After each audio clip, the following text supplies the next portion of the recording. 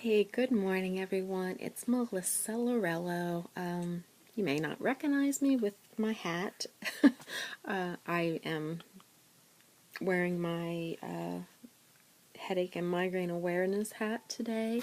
It's morning, and I wanted to get a video out to everyone before I got my day started. So I haven't showered yet, so I apologize. I didn't want you guys to have to deal with my bedhead from yesterday. But so that's why I'm in a hat today. Hope you don't mind. The reason I wanted to do this video today is because it's Wednesday, the 27th of November. It is the day before Thanksgiving here in the United States. And wanted to let you know that I was down all day yesterday. As some of you may know, I have traveled this past week. I was in Scottsdale, Arizona for the Headache Symposium that they hold there. And then on Sunday, in the same place, AHMA, which is the American Headache and Migraine Association, had their first ever patient conference, and it was fabulous. I'll tell you a little bit more about that in just a moment. But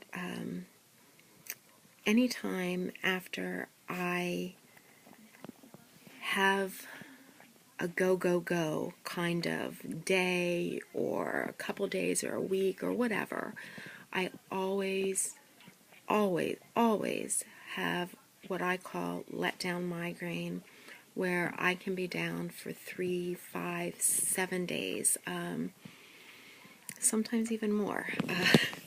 Sad to say. But I know a lot of you, call those headaches or migraines that you get after you push yourself so much during that time. I know you call them the letdown migraine also. So I wanted to tell you something that I learned during Almas Conference from one of the doctors that spoke there. Let me tell you a little bit about Almas Conference first off. I'm sure that many people that were there will be posting and blogging and sharing some of that information to some of you that may not have been able to make it there. For next year, I would definitely, and I will be promoting joining us because it was fabulous. For their first ever patient conference, it went off without a hitch. The speakers that were there, the doctors, neurologists, psychologists, headache specialists, were all phenomenal speakers. I wish that each one of us could see a doctor like that because they get it. They got it. They understand. And only if we all could see a doctor like that, if we all had that, if all the doctors we saw had that kind of training and that mentality. My doctor was actually there and spoke, Dr. William Young at the Jefferson Headache Center out of Philadelphia, Pennsylvania, and as usual, he was wonderful.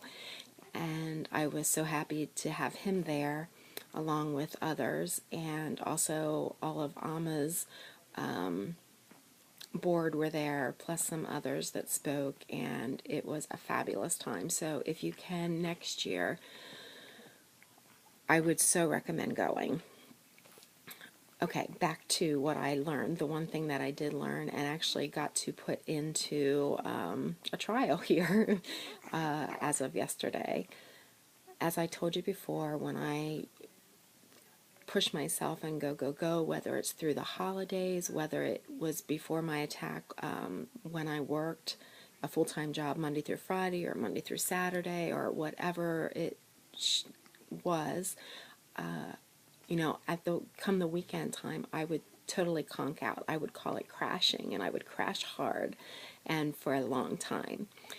Well, during this conference, I usually was up by 5:30 every morning for a week, and was leaving the hotel by 7 to get to the conference. I did not stay at the actual conference location. I stayed about 5 miles away, so I did have to drive there in a strange location that I wasn't aware, of the surroundings, and it was also raining every day. So everyone knows what changes of weather, atmosphere, and everything can do to a migrainer. And so it was raining there, which really didn't help with all of us who suffer from migraines and weather conditions. And just the time schedule was different. We, being from Pennsylvania and it was in Arizona, there was 2 hours difference in time zone. So I was dealing with that a little bit. And also, anytime I'm away or working, whether it's in Houston with, helping out Advanced Migraine now, or, going to different conferences or going as an advocate anywhere in the United States, anytime I do traveling like that, I tend to crash after I get home. Well, I flew home on Monday evening. My plane did not get in until after 9 p.m. My husband and daughter were there to pick me up. And even on the way home, we had a slight little layover, no change of planes, thankfully, but we had a slight pickup and delivery in New Mexico. So not only did I go up and down once, but I went up and down twice in the same day, which my head it really bothers my head, as I'm sure it does others. So on the way home, driving from Baltimore to where I live in Pennsylvania, it's about an hour and a half drive, especially that time of night. But the roads were sort of hectic because of probably Thanksgiving travel and everything. So on the way home, I mentioned to my husband, boy, oh boy, I hope I don't crash and burn. So by the time we got home, I felt some pressure in my head, and I thought, I'm going to crash and burn like I normally do. And that's not good because I really want to enjoy Thanksgiving this year with my family. And so I adjusted my stimulator as I usually do. That's my first course of action since I do have a neurostimulator in. And for the most part, 85% of the time, that'll kick out the pain. So I went to sleep with my stimulator up. I did wake up through the night and felt a little bit more pressure in my head, so I upped my stimulator another notch and decided that I'm going to treat it. So I took my cocktail of meds, which was, I don't know if you need to know this, but I'm going to tell you anyway. My cocktail of choice right now and what the doctor prescribes me is indomethacin, compazine, and Benadryl. So I decided to take that. And the reason for me taking that, not only because I wasn't in full migraine mode at that point, but I felt the pressure, and because of what one doctor said at that conference. He said, if you have a regular letdown of a headache, or any time, like if you know that your migraine comes on the day your period starts or the day before, or if you know that long traveling and pushing yourself brings on a migraine, or if something else you know is a trigger for migraine, treat it. Treat it before it happens. So since I heard that, my mind changed a little bit on how I normally treat. So I felt the pressure.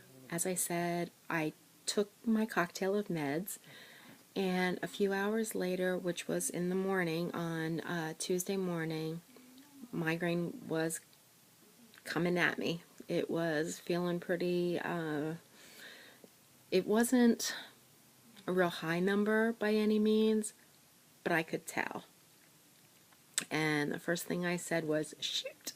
I probably said a little bit different than that, but for airing this, I'll say, oh, shoot. And so what I did was I took another, it was at least 4 hours in between, so I took another dosage of my cocktail, and I took an injection of Imitrex, and I turned up my stim again.